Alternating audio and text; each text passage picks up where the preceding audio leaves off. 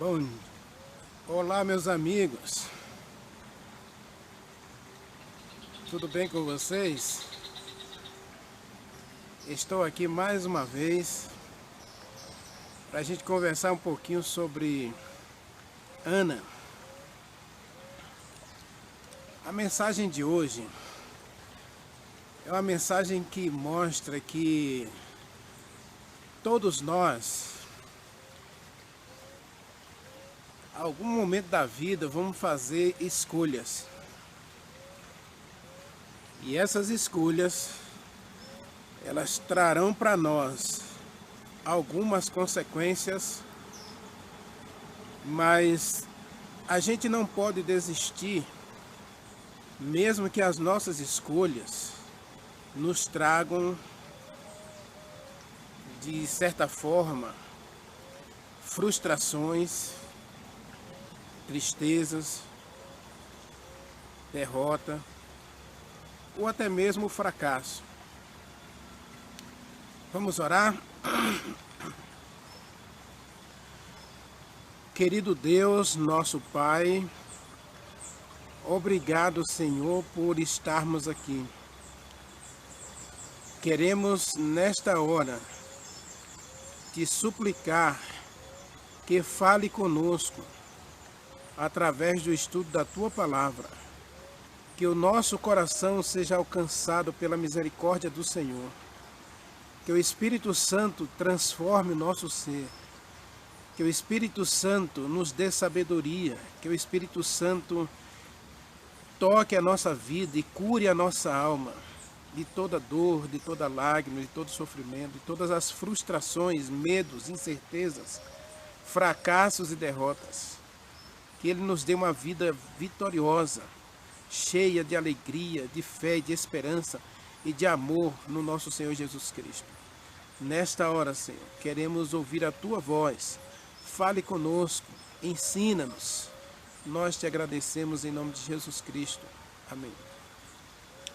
Meus amigos e amigas, obrigado por todos aqueles que já se inscreveram no canal. Continue assistindo nossas mensagens. Não esqueça de comentar. Seu comentário é muito importante para a gente melhorar a qualidade dos nossos vídeos. Se você gostou, deixa aquele joinha. Se você não gostou, dá aquele like com a mãozinha para baixo, para que a gente possa cada dia avaliar as nossas mensagens de acordo com os comentários de vocês. E se você tem um amigo, uma amiga, um familiar que precisa ouvir essa mensagem, então deixa essa mensagem com ele, vai lá e pede para ele assistir também, pede para ela assistir. Compartilha com seus amigos e amigas, compartilha com todos aqueles que você deseja que estude essa mensagem e aprenda. E, acima de tudo, que a gente cresça na comunhão com a palavra de Deus, né? Ana se casou, né? Vamos ler o texto. Eu vou ler, na verdade eu vou ler só dois ou três versos da Bíblia, da história de Ana, para a gente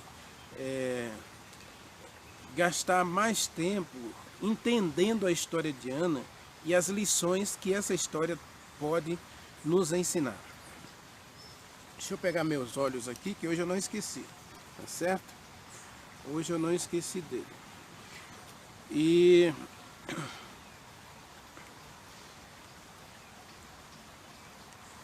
eu vou ler aqui a partir do versículo 4. No dia em que Eucana oferecia seu sacrifício, dava a ele porção deste a Penina, sua mulher, e a todos os seus filhos e filhas. A Ana, porém, dava a porção dobrada, porque ele a amava, ainda mesmo que o Senhor a houvesse deixado estéril. A sua rival a provocava excessivamente para a irritar, porquanto o Senhor lhe havia cerrado a madre. E assim o fazia de ano em ano. todas as vezes que Ana subia à casa do Senhor, a outra a irritava, e ela chorava muito, por isso não comia. Então Elcana disse a Ana: por que você vive chorando? Por que você não come? Por que está triste o seu coração? Não sou eu melhor do que 10 filhos para você? No verso 16, ela estava orando e demorou muito a sua oração. É melhor a gente ler. Vamos ler a partir do versículo 10. Levantou-se Ana e com amargura de alma orou ao Senhor e chorou abundantemente. E fez um voto ao Senhor dizendo: se o Senhor dos Exércitos, se benignamente atentares para a tua serva e para a sua aflição, e de mim te lembrares, e da tua serva não te esqueceres, e lhe deres um filho, ao Senhor o darei por todos os dias da sua vida, e na sua cabeça não passará navalha. Demorando-se ela no orar perante o Senhor, passou Eli a observá-la, porquanto Ana só no coração falava com Deus, e seus lábios se moviam, porém não se ouvia voz nenhuma. Por isso ele a teve por embriagada. E Eli disse: até quando você vai ficar embriagada? Aparte-se desse vinho. Ela respondeu: Senhor, eu não bebi. Eu sou mulher atribulada de espírito. Não bebi vinho, nem bebida forte. Porém, venho derramando perante o Senhor a minha alma. Não tenhas a tua serva por filha de Belial. Pelo excesso da minha ansiedade e da minha aflição é que tenho falado até agora. Então lhe respondeu Eli: vai em paz, e o Deus de Israel te concederá a petição que fizeste. Ela disse: ache eu a tua serva mercê diante de ti. Assim a mulher se foi seu caminho, comeu, e o seu semblante já não era triste.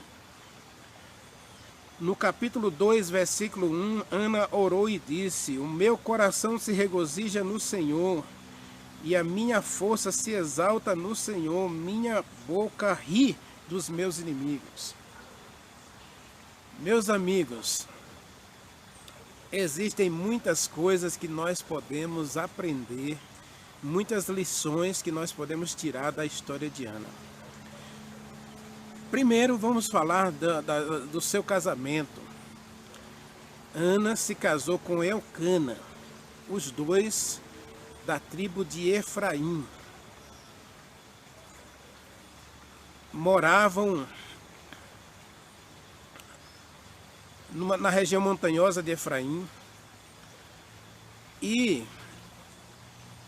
ali em Efrata, que mais tarde vai ser Belém, Davi vai dar o nome daquela cidade de Belém, aquele homem, ele escolheu ser fiel a Deus, indo à casa de Deus, uma vez por ano. Segundo a lei, lá em Êxodo capítulo 25 e 26, todo israelita deveria ir ao templo pelo menos 3 vezes ao ano. Mas Elcana, escolheu uma vez ao ano ir ao templo, oferecer seus sacrifícios, dar suas ofertas e prestar sua adoração a Deus.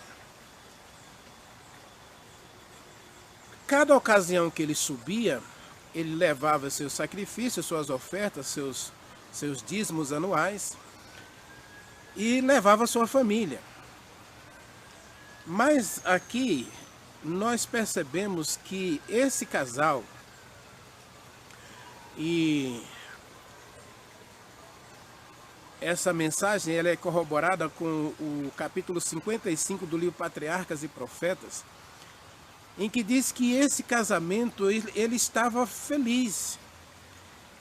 Eles eram felizes, mas Ana tinha assim, uma angústia no seu coração, porque Deus não ouvia suas orações em relação ao pedido que ela fazia a Deus de ter um filho. E ela orou durante muitos anos, muito tempo, e não nada de filhos.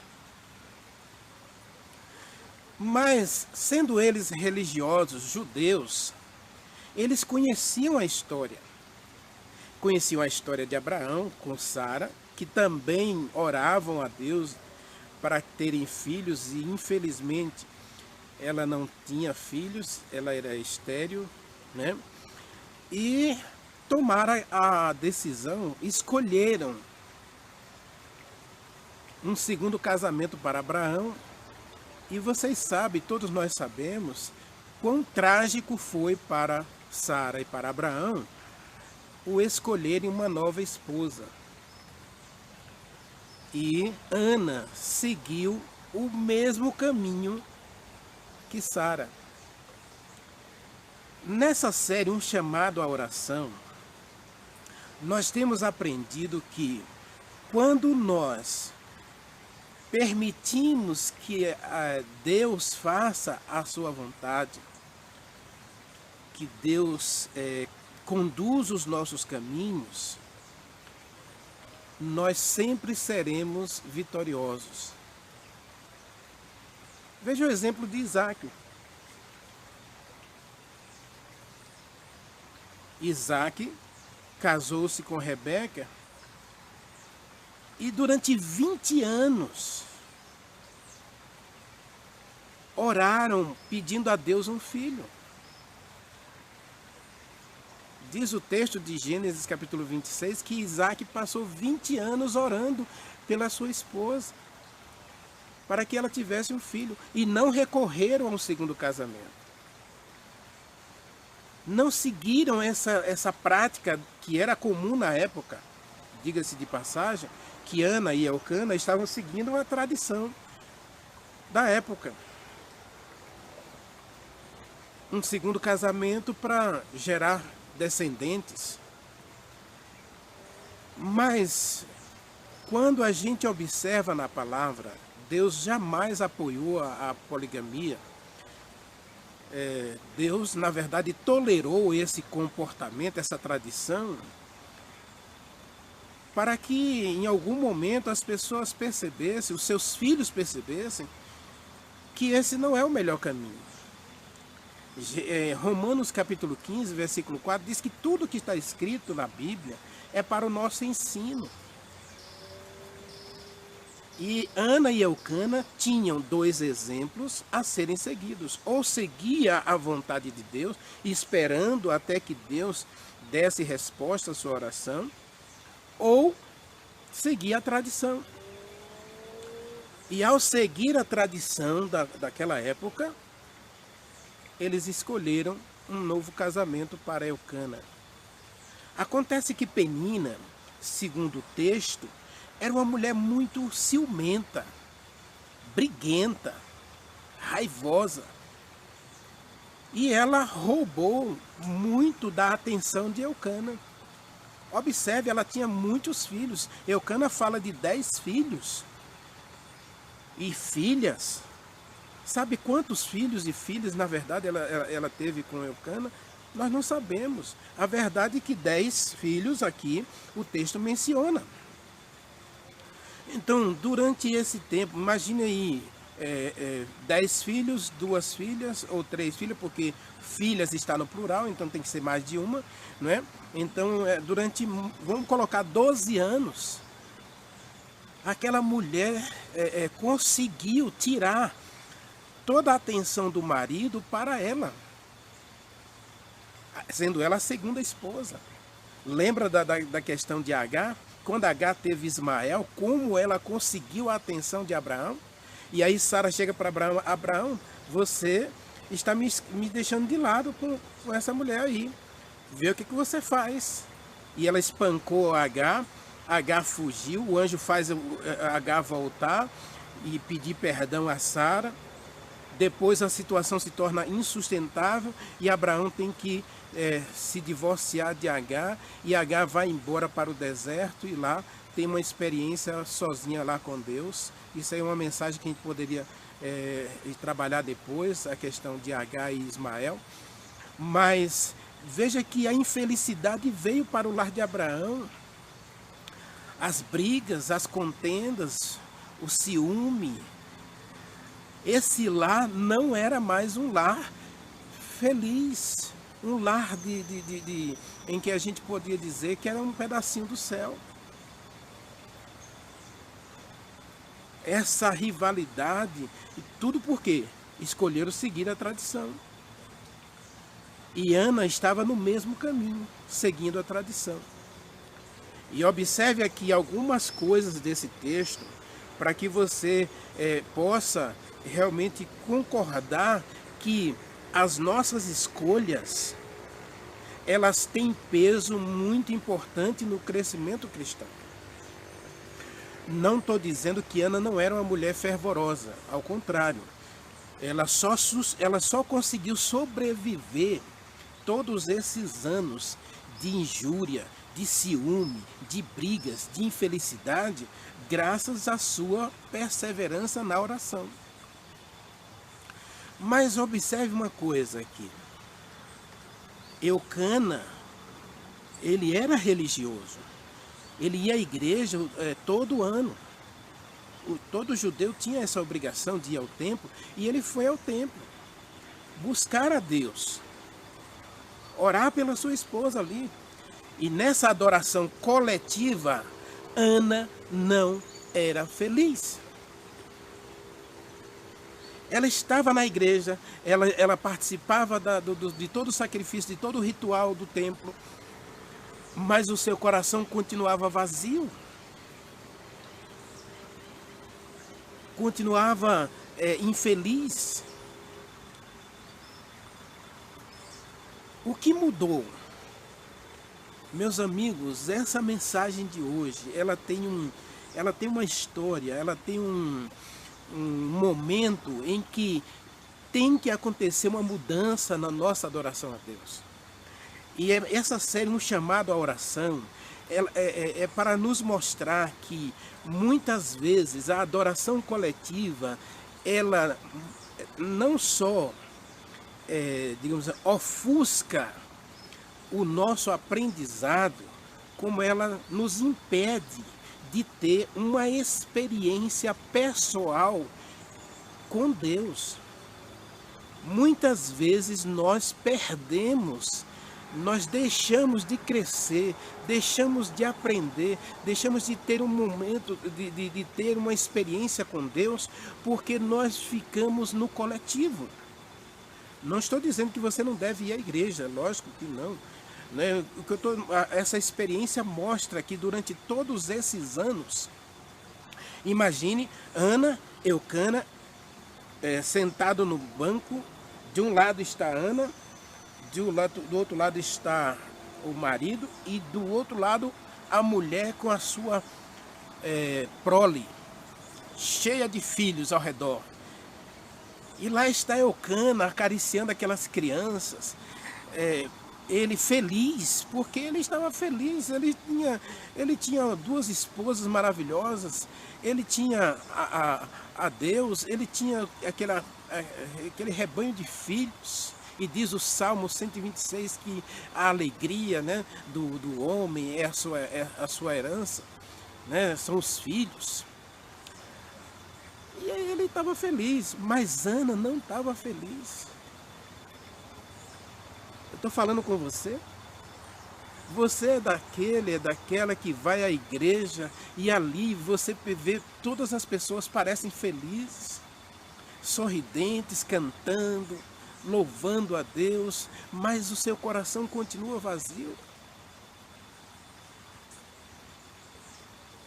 O texto diz que depois que eles ofereceram o sacrifício, quando o culto acabou, quando o ritual do santuário acabou, Ana ficou só com Deus. ela se levantou e agora ela vai à presença de Deus sozinha. Ela está no templo ainda. Mas enquanto os outros vão para o banquete, para a confraternização, para a comunhão coletiva, Ana permaneceu sozinha com Deus. E essa série tem nos sugerido isso, que nós precisamos da adoração coletiva, lógico, vamos aprender muito com as experiências uns dos outros, mas nada é mais profundo, nada é mais importante, nada é mais prioritário para nosso crescimento espiritual do que nossa comunhão pessoal, do que a nossa comunhão individual com Deus, do que nosso momento de crescimento espiritual com Deus. E agora Ana derrama-se diante do Senhor.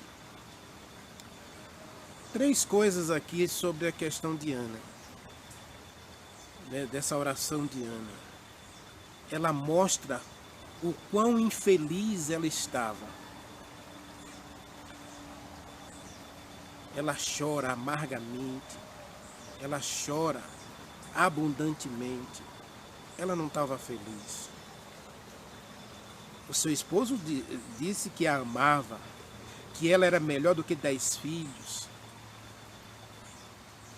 Mas isso gerava em Ana um sentimento de culpa pela escolha que fizeram de trazer para o seu ninho, trazer para o seu lar uma outra esposa. Ela se sentia culpada e se sentia abandonada por Deus. Meus amigos, nessa série eu tenho dito para vocês, para todos nós, que nós somos pecadores. E como pecadores, muitas vezes nós vamos fazer escolhas erradas. Muitas vezes vamos falhar conosco mesmo e com Deus.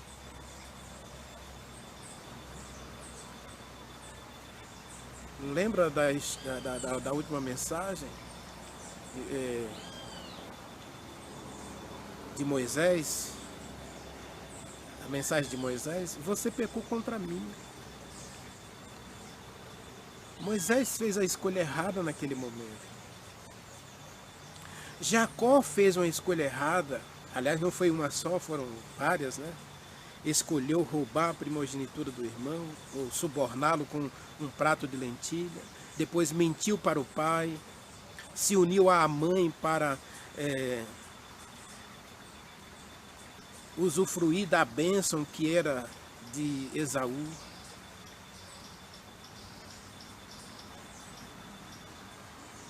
Abraão fez a escolha errada.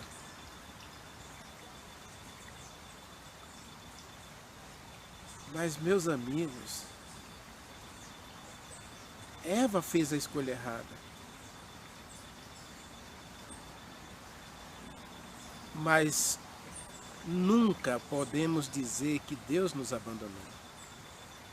Que Deus não ouve as nossas orações. Que Deus não se importa com a gente. Que Deus não se interessa pelos nossos problemas. O texto diz, ela diz: se o Senhor se lembrar de mim, se o Senhor não me esquecer, se o Senhor atentar para a minha vida. Ela, na oração ela mostra que ela era infeliz, se sentia culpada, porque ela estava amargurada, aflita e abandonada por Deus. Lá no livro de Hebreus, no Novo Testamento, capítulo 13, versículo 5, Deus diz para mim, Deus diz para todos nós, Deus diz para você: eu jamais te deixarei, jamais te abandonarei. Deus não nos abandona. Quando nós erramos, e a atitude de Ana aqui foi muito nobre, Essa mensagem me emociona, porque isso fala comigo, isso fala com isso me toca. Porque quando nós erramos, a nossa tendência é fugir. Eva errou, Adão errou, fugiram. Jacó errou, fugiu. E Ana se escondeu dentro de si durante todos esses anos. Imagine aquela mulher tendo filhos, um filho atrás do outro. Quantos anos se passaram com Ana com essa mágoa dentro de si, culpando-se e culpando a Deus por todas as suas infelicidades, achando que Deus havia desistido dela e abandonado-a. Deus não erra, Deus não mente. Deus foi com Jacó para Harã. Deus permaneceu com Abraão, repreendeu Abraão. Não tenha dúvida disso, Deus vai nos repreender. Todas as nossas escolhas terão consequências. Não tenha dúvida disso.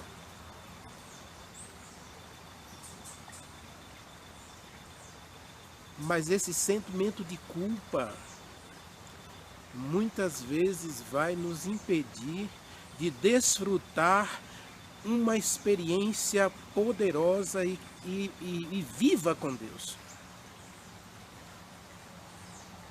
Precisamos nos libertar desse sentimento de culpa.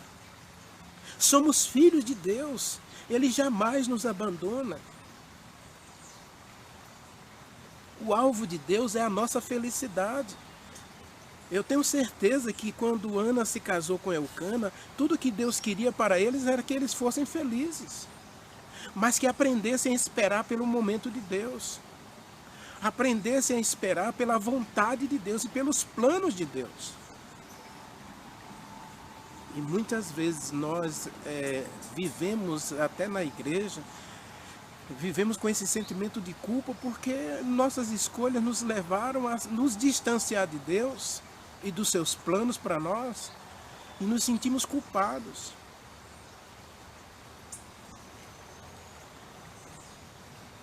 Eu estava na rodoviária, rodoviária de Teresina, no Piauí. Eu cheguei lá, era 3h30 da manhã, e iria pegar um ônibus, não me lembro se era para Feira de Santana, voltando para o colégio, para o IAN, onde eu fazia teologia, ou se eu estava saindo do colégio para Coportar, para vender livro nas férias no Maranhão. E a verdade é que eu estava ali para pegar um ônibus. Eu estava de viagem, né? Eu e a minha esposa estávamos de viagem para Coportar, ou voltar da Coportagem para o colégio. E ali eu vi uma criança correndo, uns 3, 4 anos. E eu me aproximei daquela criança, comecei a brincar com ela. E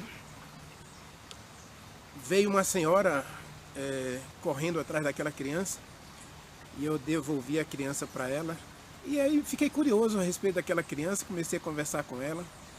E ela contou a história dela. Ela se casou e durante 10 anos eles não tiveram filhos. E ela, junto com o esposo, fez tratamentos, tal, não conseguiu. E tentaram todos os métodos, não conseguiram. E então ela resolveu adotar. Adotou 3 crianças.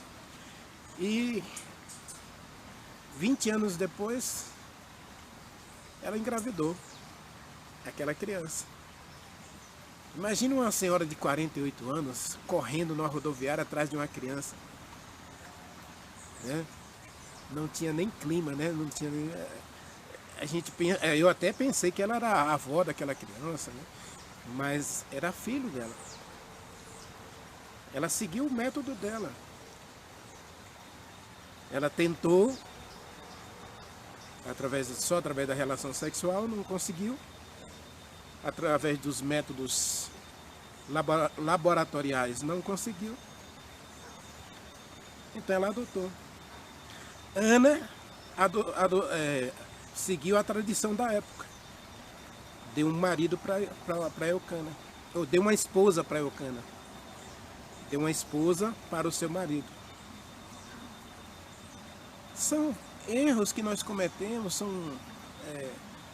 escolhas que nós fazemos que vão ter consequências.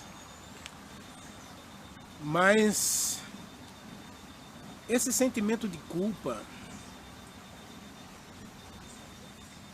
Deus promete perdoar a gente. Deus está sempre disposto a nos perdoar.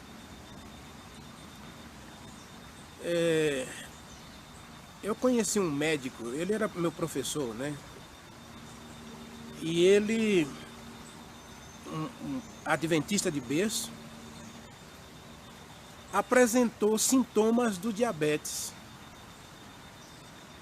E cada vez ficando mais agravado o seu quadro de saúde.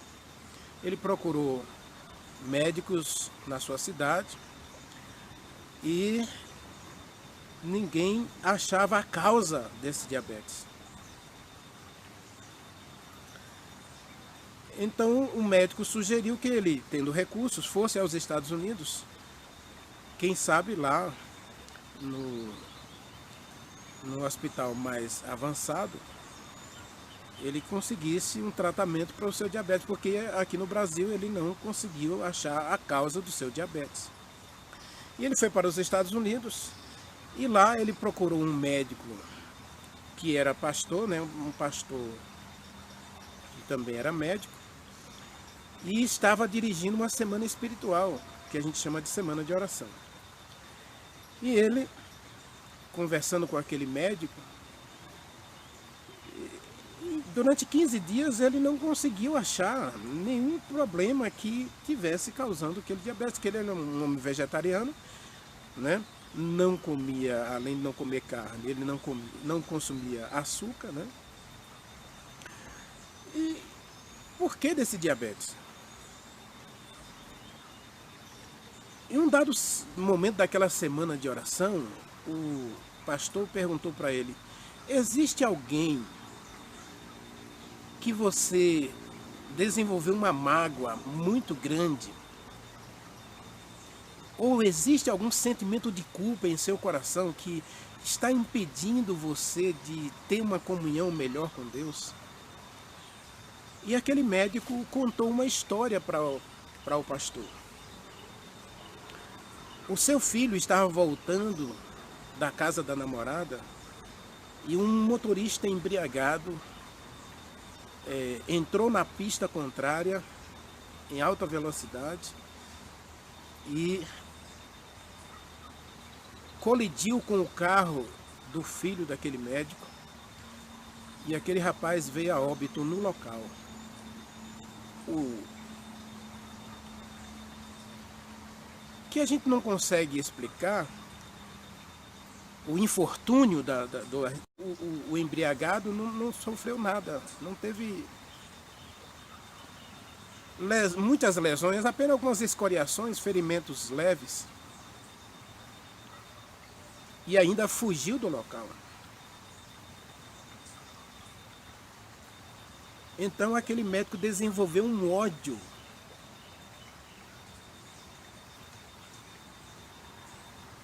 uma ira por aquele embriagado, e esse ódio, essa ira estava mexendo com a sua adrenalina a ponto de gerar o diabetes.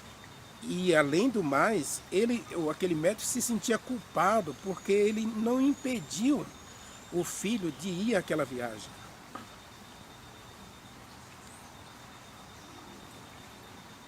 Então esse sentimento de culpa estava adoecendo aquele médico.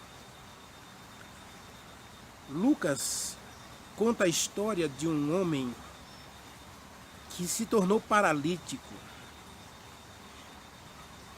E ele foi levado a Jesus Cristo por 4 amigos. Aliás, se eu concluir a história do médico, o pastor continuou orando com ele, E no final daquela semana de oração, aquele médico já estava curado do seu diabetes. Tudo o que ele precisava fazer era perdoar-se a si mesmo, essa culpa de não ter conversado com seu filho, de algumas coisas que ficavam dentro do relacionamento. Muitas vezes acontece isso. Você sai para o trabalho, você teve uma discussão acalorada com o seu cônjuge, com o seu filho, com a sua filha, com um familiar, e de repente aquela pessoa não volta para casa. E você fica com esse sentimento de culpa, de que você poderia ter pedido perdão àquela pessoa, você poderia ter dito que a amava, você poderia ter dado um abraço, você poderia ter sido mais amoroso, mais caloroso, mais afetivo, mais afetuoso. São falhas no nosso dia a dia que às vezes nos tornamos culpados por isso. Nos sentimos culpados por isso. E aquele médico teve que orar pedindo perdão a Deus por todas as vezes que ele deixou de dizer o quanto aquele filho era importante para ele, e de que aquela viagem era uma viagem que poderia ter sido evitada. Mas ele também orou por aquele embriagado. Em seu coração, ele nunca viu aquele homem. Ele não sabia nem quem era, nem onde morava, porque ele fugiu do local. Mas ele teve que oferecer perdão para aquele embriagado, para que ele pudesse ter paz em seu coração. Observe que o texto, quando Ana termina a oração e Eli diz para ela, você está embriagada? Ela diz, não, eu não estou embriagada, minha vida angustiada, minhas aflições, minhas incertezas, minhas frustrações, tem me feito demorar nessa oração. E aí Eli olha para ela e diz, vá em paz. Vá em paz. A palavra paz aqui está no contexto da justificação, do perdão. Eli estava dizendo para Ana, Deus perdoou você. Paulo diz, Romanos capítulo 5, versículo 1, justificados mediante a fé, temos paz com Deus. O paralítico foi levado à presença de Jesus Cristo, 18 anos numa esteira, não se levantava, e o desejado de todas as nações diz que aquele homem, ele ficou paralítico pelo sentimento de culpa. Vivia uma vida pecaminosa, arraigada. E o sentimento de culpa foi invadindo a alma daquele homem, de tal modo que os seus membros se paralisaram. Ele perdeu as funções motoras pelo sentimento de culpa. E Jesus Cristo ofereceu para ele o quê? A única coisa que Jesus Cristo ofereceu para aquele homem, e segundo a Bíblia e o Espírito de Profecia, aquele homem ficou curado quando Jesus Cristo disse, filho, os teus pecados estão perdoados. Quando Jesus Cristo manda ele levantar da esteira e ir para casa, não foi para ele que Jesus estava dando aquela ordem, era para os judeus que estavam criticando Jesus Cristo por oferecer perdão àquele homem. Quem pode perdoar pecados senão Deus? E é verdade, só Deus pode perdoar os pecados, mas Jesus Cristo é Deus.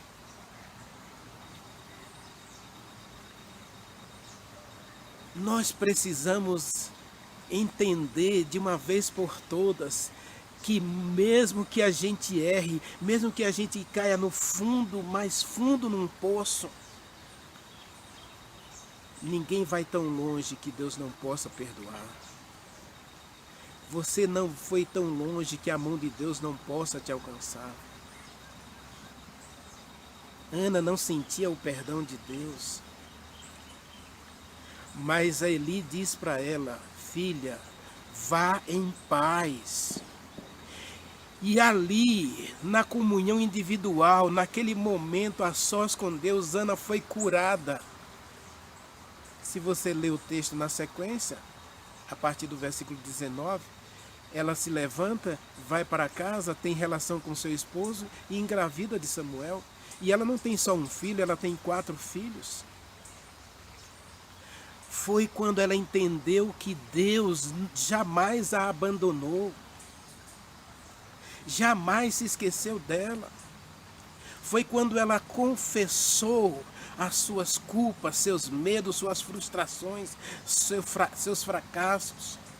Foi quando ela deixou do altar as suas derrotas, as suas más escolhas. Vá em paz. O paralítico foi curado quando ouviu essa voz. Filho, os teus pecados estão perdoados. Eu não sei quais são as escolhas que você tem feito na vida. Eu não sei se essas escolhas têm trazido a você alegria, paz, felicidade. Louvado seja Deus se isso tem acontecido. Mas se você tem falhado, se suas escolhas têm trazido a você só lágrimas, dor e sofrimento, como trouxe para Ana, Deus diz: filho,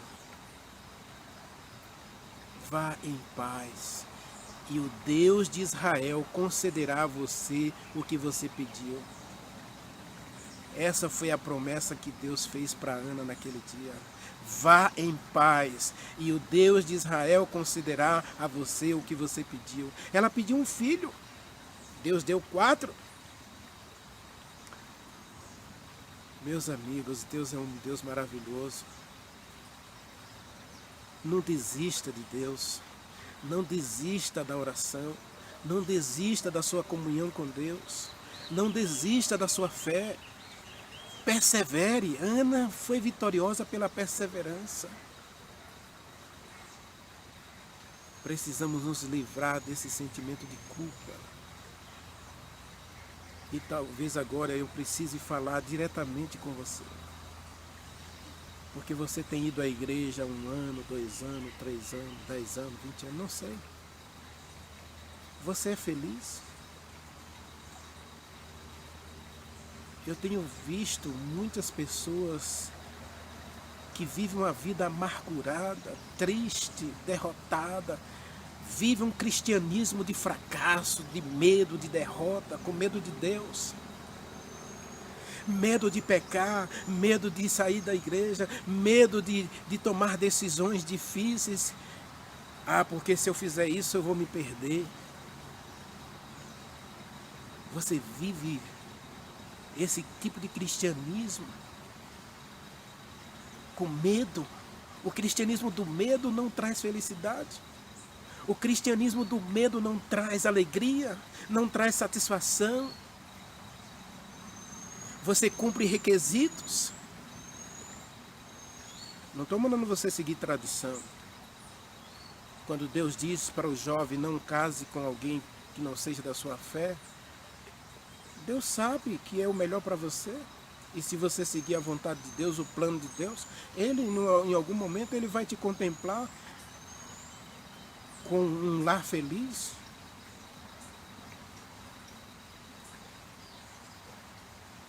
Deus sabe que as suas escolhas trouxe para você toda a vida infeliz que você está vivendo. Você aceitou uma proposta, seguiu um conselho, e isso está deixando você doente. Cristãos doentes, doentes pela culpa, pelo medo, pela frustração, pela derrota. Chegou a hora de você dizer um basta para isso. Chegou a hora de você se levantar, se colocar diante de Deus e dizer para Ele que você não é feliz, que você gostaria de viver uma vida melhor do que a que você vem vivendo. Que seu cristianismo tem que parar de ser um cristianismo de fachada.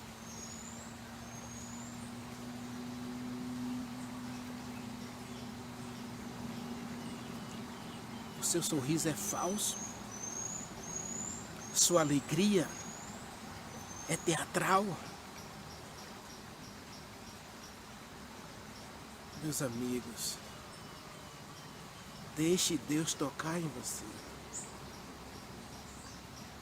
Deixe Deus falar para você nessa hora: filho, filha, eu amo você. Eu tenho um plano maravilhoso para você e o meu plano é que você seja feliz. Você não gostaria de, nessa hora, orar comigo, pedindo a Deus para curar sua vida, curar sua alma, transformar você em um cristão genuíno, que vive uma experiência real com Deus, que vive uma comunhão verdadeira com Deus? Se você deseja, ore comigo. Querido Deus, obrigado pelo teu perdão. Obrigado pela tua bênção de nunca desistir de nós. O Senhor não desistiu de Abraão, não desistiu de Eva, não desistiu de Adão, não desistiu de Jacó, não desistiu de Isaac, não desistiu de Ana. E deu a ela a paz que ela tanto buscava. Ela precisava dessa paz. Ela foi curada quando ela ouviu aquela voz de Deus dizendo: filha, vá em paz, e o Senhor concederá o desejo do seu coração. Entrega teu caminho ao Senhor, confia nele e tudo ele fará. Oh Deus, nós entregamos a Ti a nossa vida nesta hora, com todas as nossas frustrações, com todos os nossos medos, derrotas, fracassos, incertezas, com todas as nossas lágrimas de infelicidade, de culpa, de medo. Aceita-nos, Senhor, cura-nos, ó Pai, perdoa-nos, transforma-nos, em nome de Jesus Cristo. Amém.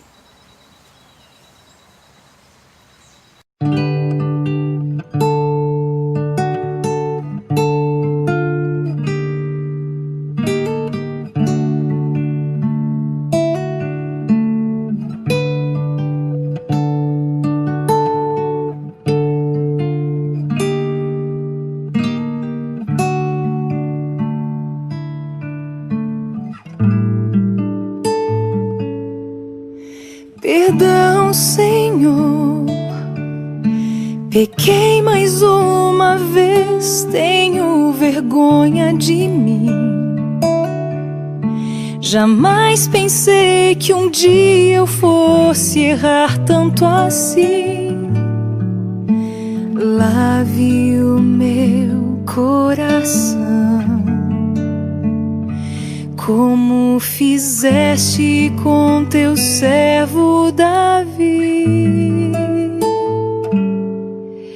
Perdão, Senhor, e arranque do meu peito todas essas paixões, e junto com orgulho apague as transgressões. Quebre agora os grilhões que me impedem de servir só a Ti. E então serei digno de entrar de novo em Tua presença.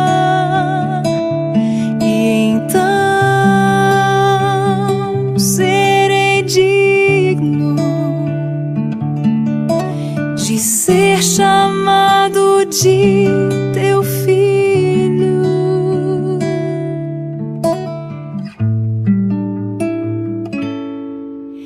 Perdão, Senhor, as forças de um desejo são mais fortes que eu.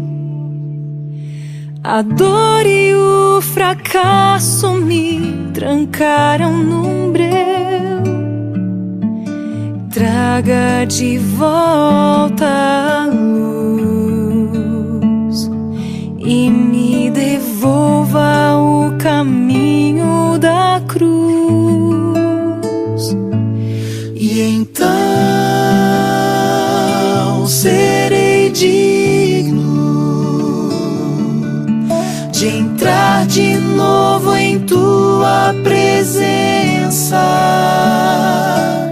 e então